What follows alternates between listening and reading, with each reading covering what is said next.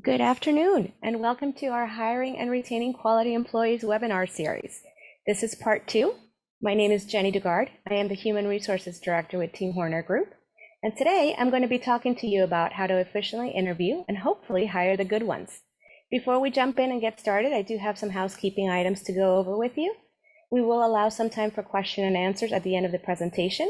So if you do come across some material, some questions in the material that we're going to be covering that you've got some questions on, I do ask that you wait until we open that Q&A session, and then you can either type your question in or raise your hand and use that raise your hand function, and we will get to all of those questions that you may have. So let's get to it. So how long does it take to figure out if someone is going to make it?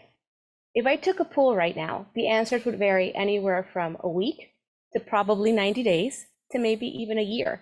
But if you do this process correctly, the truth is that on day one, you should be able to confirm that your hire is going to make it. And today, I'm going to give you some tips and some tricks to help you make sure that you're making the right hiring decision. So it all starts with an application and a resume. Applications and resumes can be tricky, and they're very time consuming. You need to almost develop an eagle eye to be able to see through all the fluff. And the best way for you to do that is to focus and look at the following. You want to be looking at minimum qualifications. Are they met? You want to be looking at relevant education and professional certifications. So if you're hiring for a driver and they need to have a CDL license, is there a CDL license listed on that resume or application? If it's an HR person, do they have their HR certification? If you need an accountant, is that CPA license on there? You want to be looking at relevant experience. If you are looking for 3 to 5 years of customer service, does that resume or application reflect 3 to 5 years of customer service? You want to look at accomplishments, especially for sales. What was their target goals? Did they meet their target goals? What was their sales revenue? For years of experience, same thing. If they need to have 5 to 7 years in a supervisory or management role, does that resume reflect 5 to 7 years of supervisory or management experience? You want to look at relevant industry experience. If they need to have hospitality background, do they have a hospitality background? For those of you who may be in construction, do they have a trade field experience that may transfer to what you're looking for? You want to paying attention to any concerns with the background. And one big thing for me are typos when it comes to a resume or misspelled words when it comes to an application. To me, that's a great indicator of a person's attention to detail. So if you're looking at a resume and you see a lot of typos or maybe misspelled words, that may be something that you kind of want to ponder on later. One pro tip that I have for you is do not be afraid to make notes or notations on the resume. And those notes or notations may be for follow-up questions or maybe something that you want to expand on should you ever ask that person to come in for an interview. So here are some warning signs that you should be looking for in applications and resumes. While job hopping is not necessarily a bad thing, let's be honest. Things happen. Not every job is going to be your dream job. However, if that's a constant on the resume and you see a pattern, then don't be the next stepping stone. If you see a gap or an inconsistency in between jobs, that needs to be addressed if you bring that person in for an interview. If you notice inconsistencies with dates of employment, maybe they're overlapping for some reason, or there's a period or a gap in time that's missing, that may also be a warning sign and a notation that you may want to make for future follow-ups if you decide to bring that person in for an interview. Reasons for leaving a job are big for me. You're going to be looking for a pattern. Is it always a conflict with a coworker, or is it a conflict with their supervisor? That's also a warning sign for me. And previous employers, whether or not we can contact them.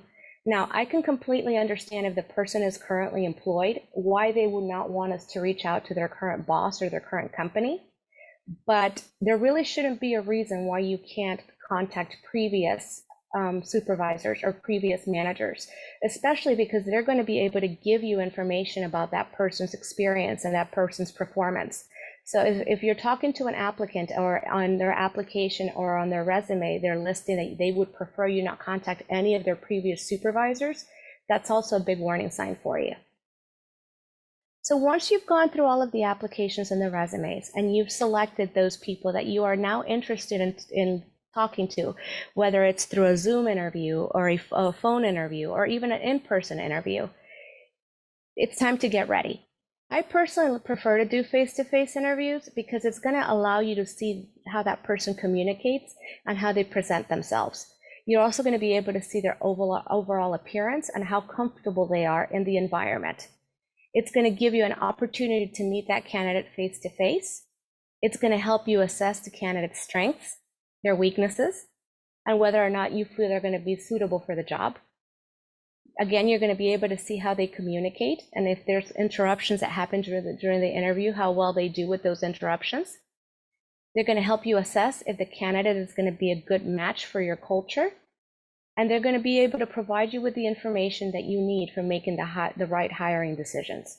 The best tip that I can give you is when it's time to do interviews, whether it's going to be phone interviews, whether it's going to be Zoom interviews, or whether you're going to do face-to-face interviews, is that you really need to take the time to get prepared. And by that I mean, make sure that you're looking at the applications and resumes, of course, but also get your questions prepared. And we're going to spend some time going through what makes a good interview question, what makes a bad interview question, and how to maneuver yourself around those. So the next step, I often get asked this question: what's the magic number? How many people do I need to interview before I make the right decision? I will personally tell you that you should interview enough people to have 2 or 3 final candidates. You know how they say you have to kiss a lot of frogs? Well, I'm here to tell you you're going to have to talk to a lot of people to get to that 2 to 3 final candidates. But you have to have that discipline to make sure that you're making the right hiring decision. Interviewing, it is an art. It's going to require a lot of your time, a lot of your patience, and it's going to require your determination. But the better you are prepared, the easier this process is going to flow for you. Another thing that will help you is asking the candidates the same set of questions so you can compare apples to apples. And we're going to talk about that next. So what are interviews for? Interviews is your time to collect data.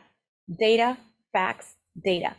That's what you need. You need to know what that person did, when they did it, where they did it, for how long, and maybe for how many people. Facts are going to give you the ability that person has. It's going to give you information on their skills and their experience and what they have done previously, history-wise, in their career. Behaviors give you that person's character, their tendencies, and how they will react in an environment, a situation, or a project. It's going to give you the opportunity to ask all of the details that you need to make a decision if this would be a transferable employee for your company. And it's going to also give you the ability to ask for multiple examples. Asking for multiple examples will eliminate what I like to call the fluff and the exaggerations. And here's a pro tip for you. Applicants absolutely love to exaggerate on their resumes. So asking for those specific details of past experience and responsibilities will help you gauge that level of fluff. So how do you conduct an interview? After you've taken the time to come up with your interview questions, and again, you want to target asking all of the same basic questions to all of your applicants so you can compare apples to apples, it is now time to conduct that interview. The very first thing that I will suggest is that you arrange for a quiet space to conduct the interview. I do not recommend that you use your office. And the reason why I don't recommend that you use your office is your office needs to be the hub for distractions. Your phone is going to ring, you're going to have your computer in front of you, you're going to have people interrupting you. So your office is probably not the best place. If there is an empty office that you can use, or maybe a conference room, I would recommend that you remove yourself from your daily environment to be able to give you that concentrated, quiet space for you to be able to talk to your applicants. You want to greet your applicant.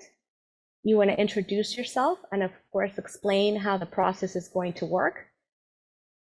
You're going to let your applicants know that you're going to be taking notes. That's going to put them at ease as they see you writing.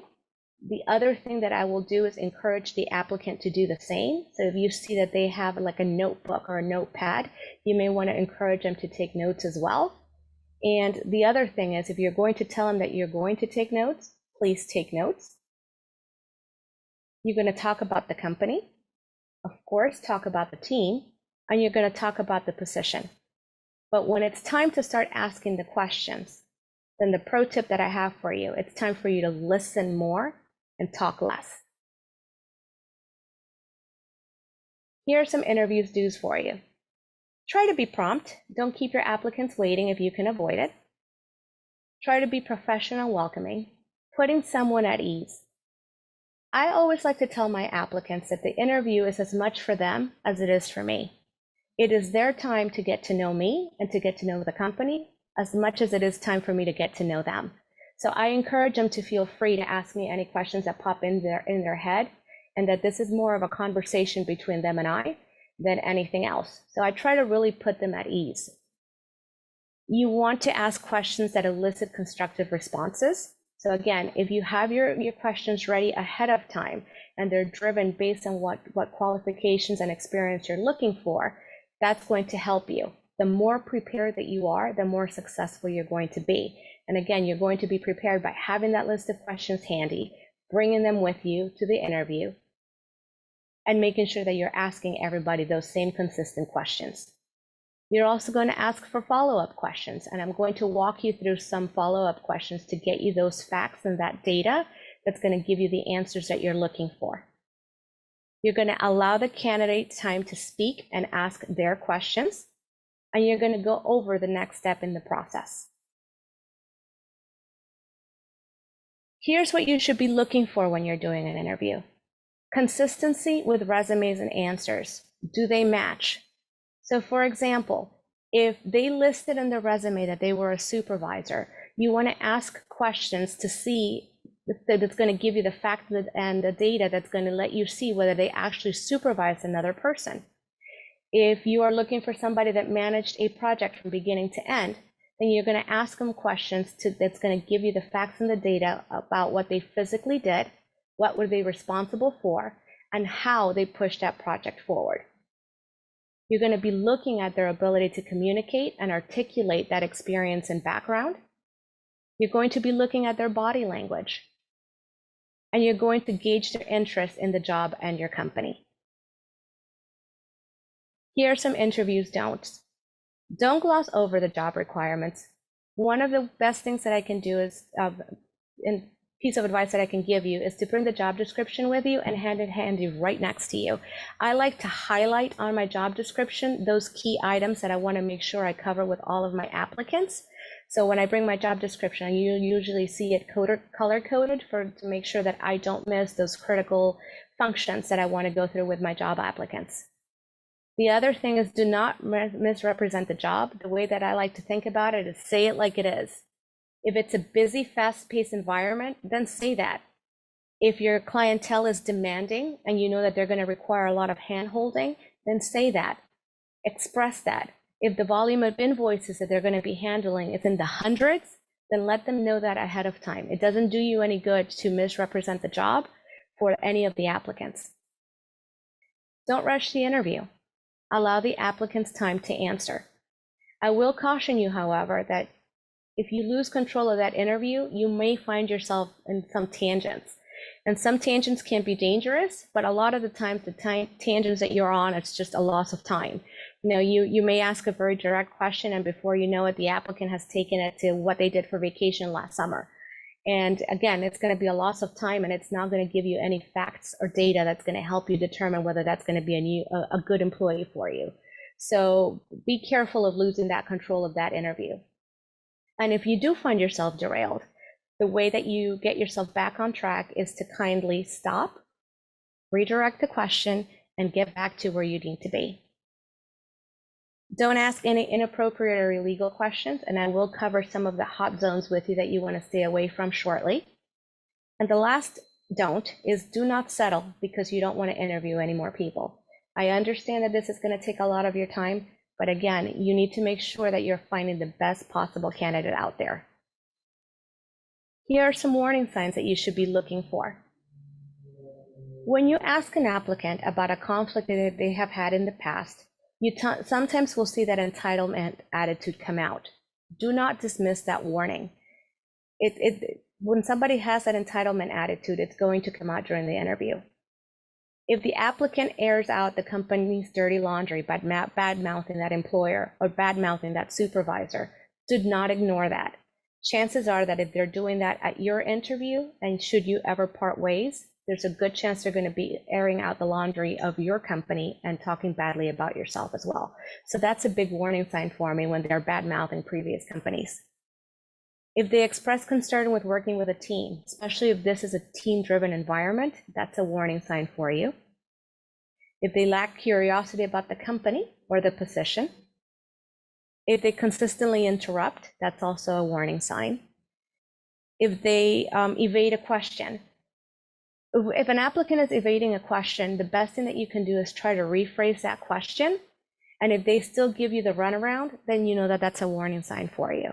And lastly, if they cannot or they will not respond to an appropriate question, that's also a red flag for you. So here's some ineffective questions. A lot of people like to ask, so where do you see yourself in 5 years? The reason why I consider this to be an ineffective question is because you don't know what's going to happen in 5 years. I mean, think about COVID. If 2 years ago you thought that the company was going to change the way that it did, you wouldn't be asking that question. You also don't know what's going to happen 5 years from now, and you don't want to commit to a career path that you cannot guarantee. So for me, that's not really a relevant question to ask during an interview. Same thing with what do you think it takes to be successful? At the end of the day, it's your opinion that matters. You're the manager, you're the hiring supervisor, you're the one who's going to define what that person's success looks like. While it may give you some information about how they see their career path, it's really not an effective question in my opinion, because again, it's you're the one who's going to define what their success is going to look like and the time frame that looks like. This last one I would like to thank Amazon and Google for, because they made this question very popular, is what if you were a spirit animal, what animal would you be? Now for me, out of personal experience, it's just not an effective question. If that applicant tells you that they identify as a unicorn or they identify as a bunny rabbit, that's all you're going to be thinking about for the rest of the interview. Why did they say bunny rabbit? Or why did they say unicorn? So any questions like that for me, while it may be a good icebreaker, again, it's ineffective. And when you're in a time crunch, it's just not useful to use. So here are some more ineffective questions, some problems with them, and how you can get around them to fix them. Open-ended questions. Well, open-ended questions are great because it allows the applicant the freedom to talk about themselves. They can lead to tangents, and those tangents can be irrelevant and not useful. So the fix for me is ask direct questions with direct examples. So if you start off with an open-ended question and you find yourself going down a path that has nothing to do with the answers that you're looking for, ask a more direct question or ask for a direct example. Theoretical questions.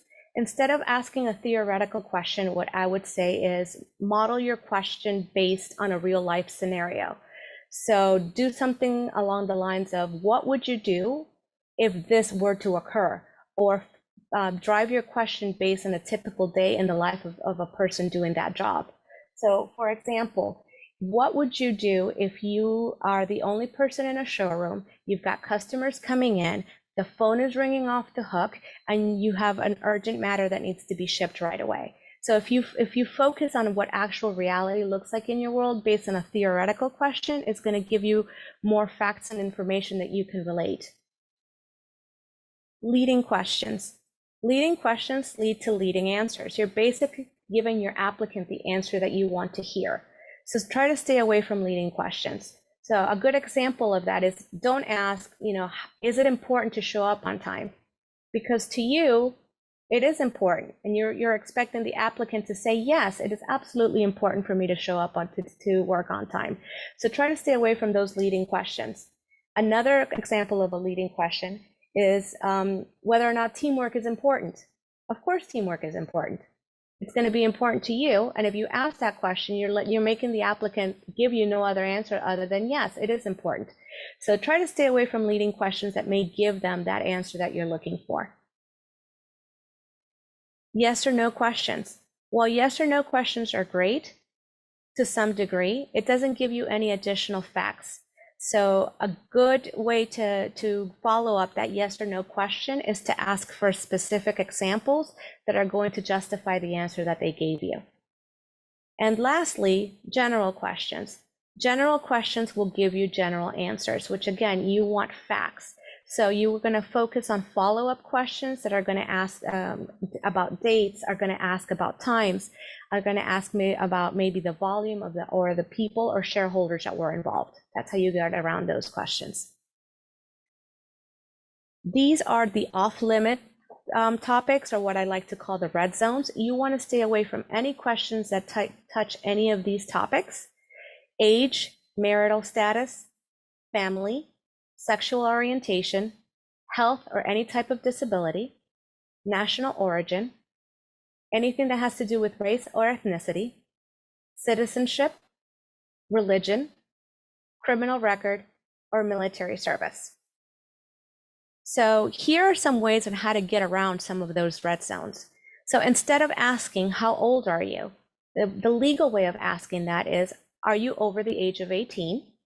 Or if employed, can you provide proof of your age? Instead of asking, do you have any kids or are you married? The right way of asking that question is, do you have any responsibilities or commitments that will prevent you from meeting the specified work schedule? And then let them know what that work schedule is. Instead of asking if they have childcare, the legal way of asking that question is, do you anticipate needing flexibility in your schedule on a regular basis? Instead of asking if you're a US citizen or a resident, the legal way of asking that question is the person authorized to work in the United States? All questions related to religion are illegal, but you can ask if a person can work Saturdays or Sundays if necessary. You cannot ask somebody if they've been arrested, but you can legally ask if anybody has ever been convicted of a felony. You cannot ask somebody where they're from, but you can ask them to tell you about their background, their experiences, and their qualifications as they feel it relates to the position. You cannot ask anybody if they have a disability or if they require an accommodation, but you are able to ask them if they're able to perform the essential job functions for that job. If you perceive somebody to have a disability, it is legal for you to ask them to demonstrate that function. So what do I mean by that? If the job requires that person to lift up to 50 pounds, you can ask that applicant to demonstrate how they would lift that box and have a 50-pound box for them to lift. It is legal, and I would also strongly recommend that if you're going to go down that path, that you ask every single applicant to demonstrate it, not just the one that you perceive to have that disability, but you can ask them to demonstrate the function. You cannot ask an applicant if they own a car, but you can ask if they have reliable transportation. And remember, all questions related to sexual orientation are considered illegal. Here are some common interview mistakes and some solutions to help you get away from those. Interviewer is scattered or not prepared. Solution: prepare your questions ahead of time. Bring a copy of the resume, a copy of the job description, and a copy of those questions with you to all interviews. Interviewer misinterprets responses. Ask for clarifications. If those clarifications are still not making sense, ask for specific examples and ask follow-up questions. Sometimes you may miss important information. The best way to solve that is to take notes. Interviewer loses control of the interview. Now, this is probably the hardest one for the majority of people who are not used to conducting interviews on a regular basis. When you lose control of an interview, ask another question. Remember, the person who's asking the questions is the person who's controlling the interview. So if you're on a tangent and you need to redirect it, ask another question and bring the person right back to what the topic that you're trying to cover and the facts that you're trying to get out of them. Do not ask personal questions that do not matter. That's going to be a waste of your time, and again, it's going to lead to those tangents. Asking the wrong kind of questions. You want to stick to facts, past experiences, and relevant information. And somebody makes a decision too quickly. you're going to need to interview more than one person. I would say wait until you're done doing all of your interviews before you decide who your final candidate is going to be. I want to take a few minutes and give you some of my pro tips on how to ask those complex questions and how to incorporate some follow-up questions as well to get you the facts and data that you need. So for example, if you're trying to gauge somebody who may have managed complex projects, the way that I would ask that question is, what was the most complex past project that you have handled? And then based on their answer, here are some of the follow-up questions I may hit them with. Who were the stakeholders? What was the scope of the role? What was the scope of your role in that project? How did you determine if that project was successful? How long did the project last? And what other groups or teams participated in that project? So if you ask those follow-up questions, you should be able to get those facts and that experience level that that person has to gauge whether or not they can handle a complex project. Let's look at another one. So if I'm trying to gauge an applicant to see if they can multitask or juggle multiple things at once, a way that I may ask that question is, how do you stay organized when you have multiple deadlines and are working on different projects at the same time? Some of the follow-up questions I may hit them with would be, what tools do you use to stay organized? What do you do if you think you're going to miss a deadline? Walk me through a typical day in your current role and all the tasks that you would be responsible for that day. Let's look at one more. So if I am trying to gauge somebody's power of persuasion, here's how I may ask that question.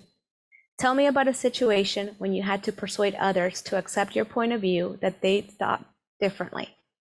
Some of the follow-up questions that I may use for that would be, who did this affect? How did you prepare for the conversation? What was your approach? What was the outcome? And what did you learn? Once you have gotten through all of your questions, it's time that you're also paying attention to that body language. Understand that that body language is going to change. At the beginning of the interview, the person is going to be very, very nervous. In the middle of the interview, they may start opening up. And once you get them talking about themselves, you're going to see that true personality come out at the end. So I would say wait until the end of the interview and then ask yourself the following questions. Did they seem confident? Did they seem interested in the company and the role?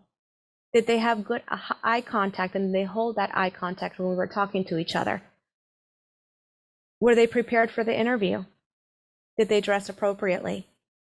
Did they seem genuine in their responses? And lastly, avoid that charisma trap. And what do I mean by that charisma trap? Human nature is for people to like people that think like you and sound like you. That doesn't necessarily mean that that person is going to be the best choice for that position. So try to avoid that charisma trap.